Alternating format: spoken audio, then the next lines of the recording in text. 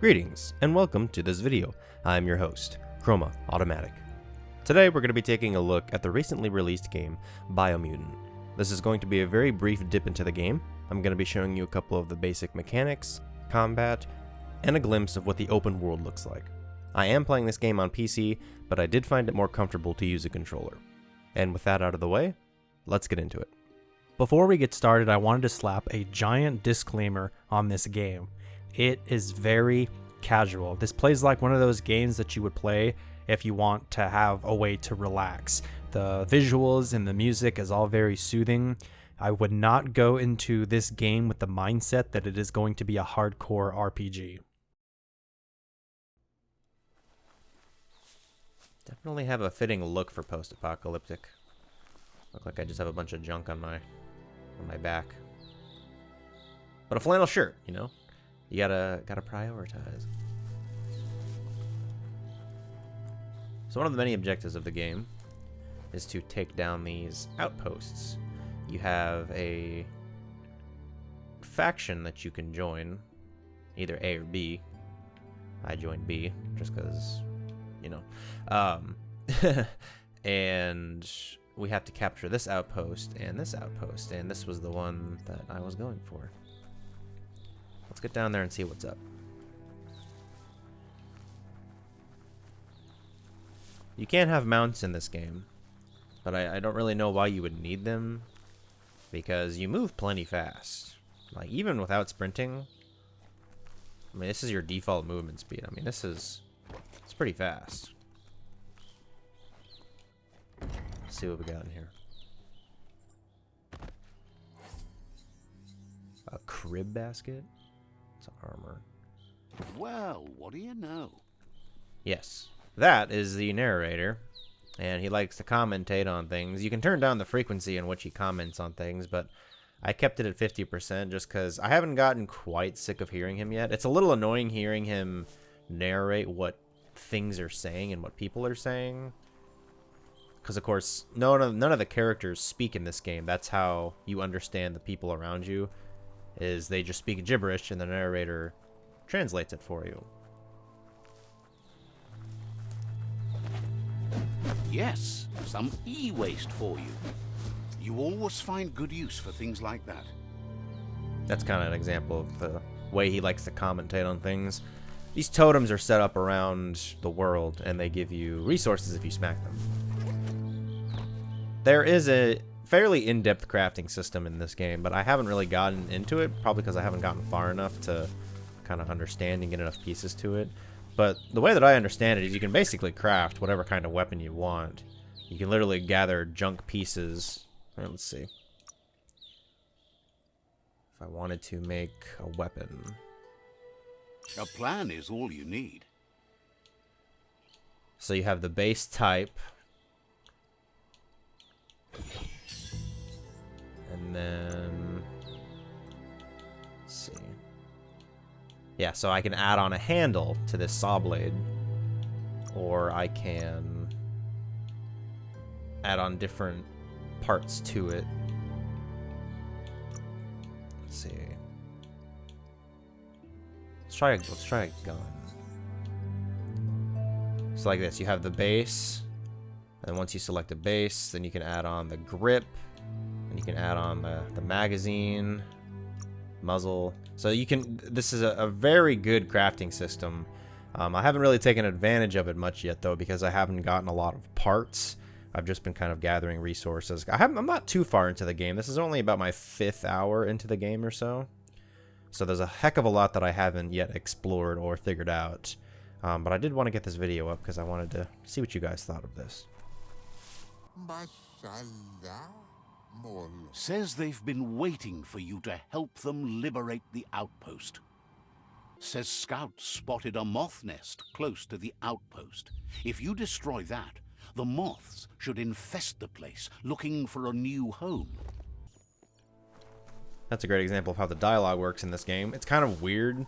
As I said, him narrating people talking can get a little exhausting to listen to, but for some reason, him like commentating on little things throughout the world isn't as annoying. It's kind of charming, actually, for some reason.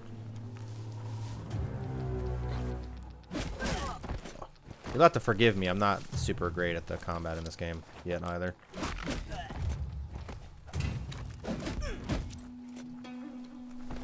That was an opportunity to go up and hit that guy in midair. Didn't take it.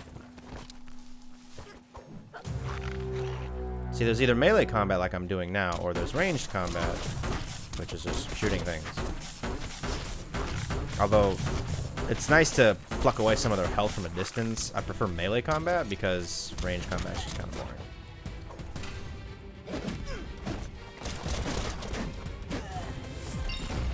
Level up.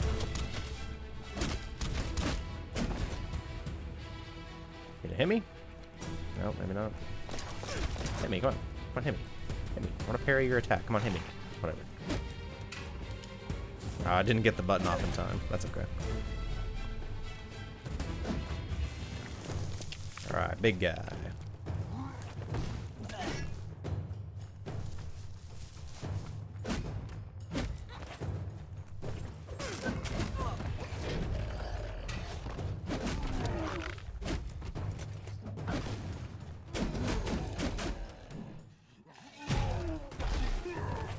Keep hammering away.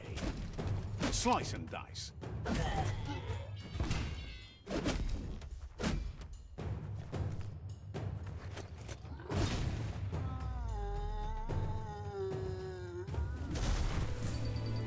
With those bigger guys, you can block some of their attacks, and when they're dazed like that and they lower their head, you can actually jump on it and do a lot of damage, as you just saw.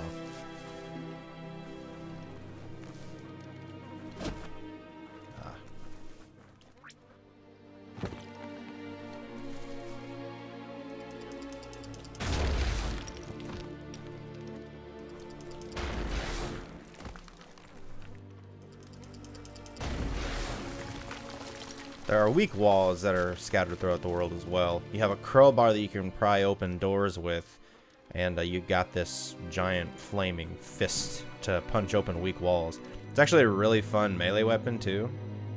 That might mean my controller's dead. As I was saying, it's actually a really good melee weapon to use, but I do like using this blade better because it does slightly more damage. Nice work. No more moth's nest. The outpost belongs to your tribe now.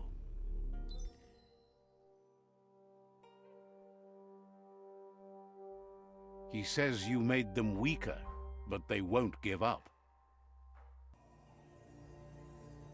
Might keep you from taking one to the knee.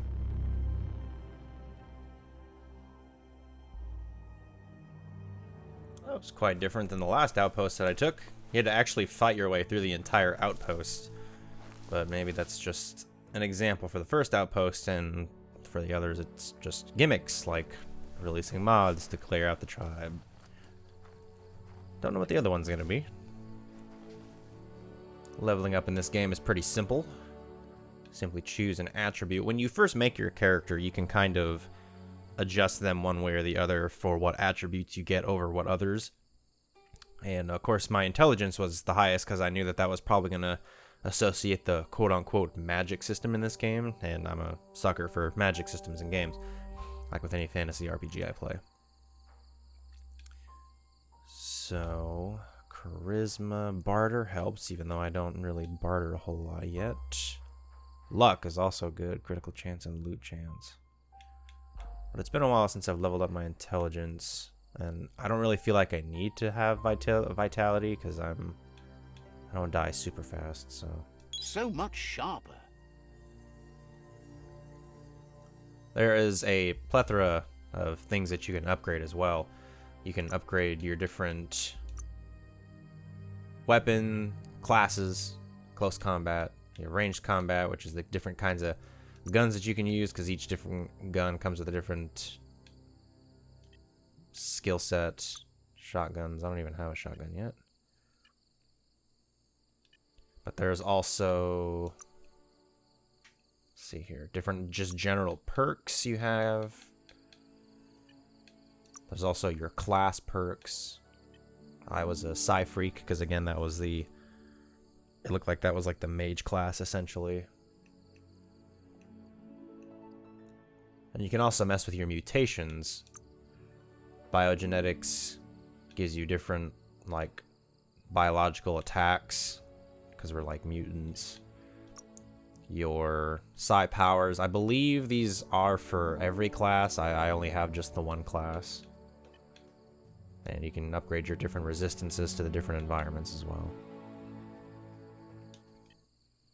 I was hesitant at first to invest in a weapon I'm not sure I'll use the entire game, but it seems there's not actually a whole lot of perk points that are required to fully unlock a skill set in one weapon class.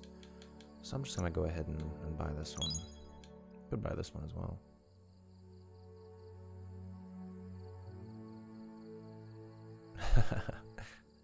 That's an interesting move. Probably go with something more perks this time, though. I did see one I thought was interesting. Oh, that was 3 perks. Never mind.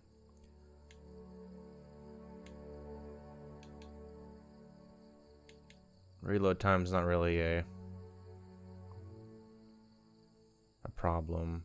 This one might be interesting.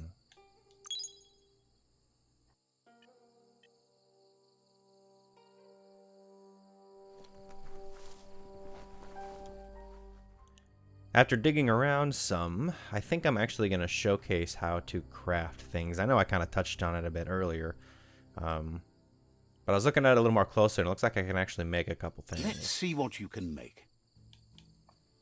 So I did go back to look at this and saw that I could add the handle to it, and that this actually, just this right here alone, is more damage than the current weapon that I have equipped. I could add one of these on there. It looks kind of goofy, though. I'm not wondering if maybe that piece fits onto a weapon better than the saw blade. But it does add quite a bit of damage. Oh. That just adds it right there. Okay. Alright. Well. Dan did that. And there we go. I love that little sound. Once a weapon is equipped and crafted, you can also modify it. So let's say I want to go back and I want to change the handle or even change the base. You know, I can do that. Well, maybe not for melee weapons. For ranged weapons you could, because I had this rifle here and I could change the base type on this gun. Entirely customizable. This is actually really nice. I wasn't really expecting this out of this game, but this is extremely nice, the amount of things that you can change on just all your guns. And instead of modifying, we're actually going to craft a new weapon. With my current inventory, we can either make another my first shotgun, or we can make another rifle. And I thought about making a shotgun just because I haven't had a shotgun yet. I only have the one kind of grip, though, but as I said, you can modify grips as we go. So if I come up with something better. And a stock. We can add a stock to it. This one adds slightly less range, but has more armor piercing. And for a shotgun, I feel like I want armor piercing. Magazine. Oh, I've got a drum mag. Ha! That's awesome. Give me that. Muzzle. Oh yeah, that adds a lot of armor piercing too. And a little bit of range. Top mod. Now, I'm not entirely sure what this does. If it's supposed to be a sight of some kind. Looks like I don't have enough to... If you look down there, the crafting cost, I don't have enough plastic, that must be. What can I take off?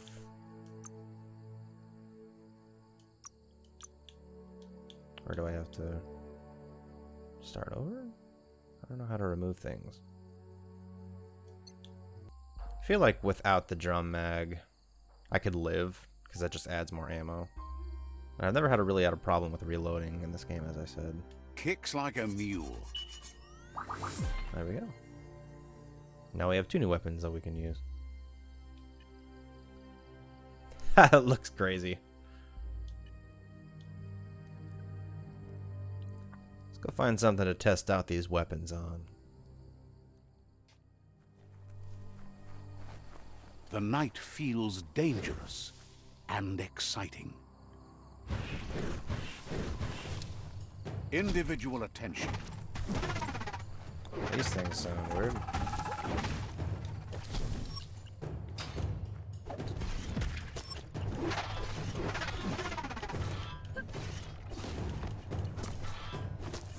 I'm in a heat zone now. Not gonna lie, whatever that thing is, kind of sounds like those things from Shadows of Evil in Black Ops 3 Zombies, those little insect things that spawn. There are different zones in the game that you have to kind of avoid or properly gear up so that way you can survive them. Heat zones is one of them. There's also cold zones, zones where you can't breathe and have to have oxygen supply, radiation zones, that kind of thing. And we have some biocontainment in here. Gross. This place stinks. He complains about it, but it actually gives you bio points to help further upgrade your character.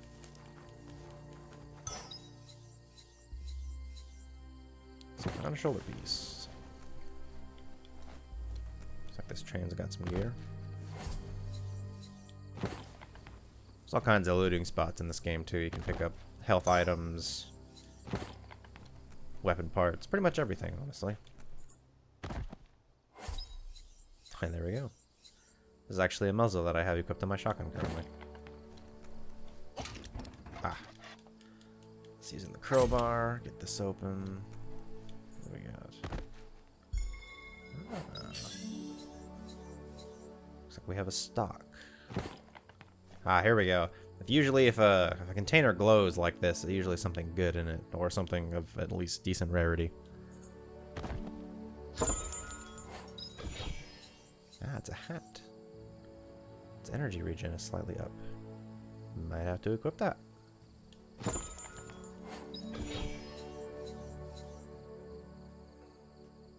I'll just take this and then I'll decide which shoulder to put it on. What a bonus. Let's see, go down to gear.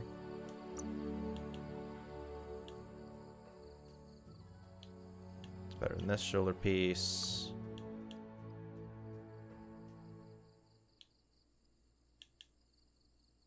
This one adds health, so I'm gonna equip it on this one. So now I have health and key energy. Key energy is your mana, basically, or your magic.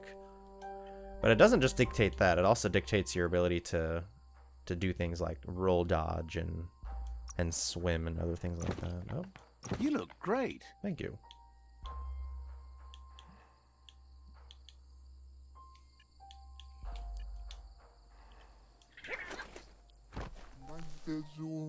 Angry that the end of the world means running from monsters.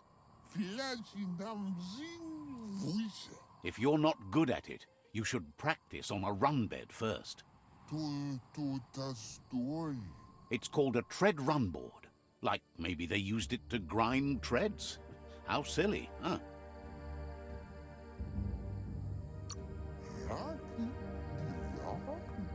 Claims you run onto it and it moves the ground under your feet.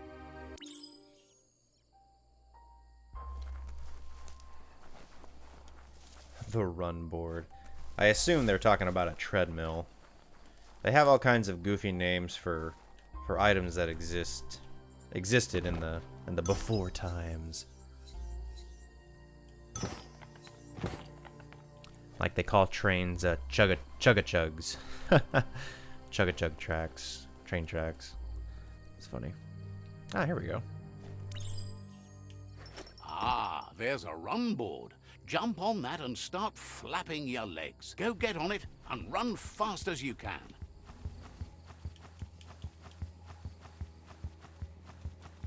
You run like the wind. Huh. That actually did something interesting. Ha! Agility and grace. The planet keeps spinning and new days keep coming. So that was a brief look at what this game has to offer. I'm not gonna lie, this game has actually kind of grown on me, despite its mixed reviews, because honestly it's not getting the best reception right now, but that doesn't make it any less fun for me. There was actually quite a bit that I didn't showcase in this video, but that's just further encouragement for you to go out and discover it for yourself. But hopefully this video does a good job at giving you a taste of what this game is like. Or at least I thought. You see, shortly after making this video, they released almost a 10 gigabyte update to address some of the feedback that the game has gotten since it's been released. These include changes to the narrator, combat noises, and other bug fixes. While I probably won't go over the update, here's an example of the before and after combat sounds.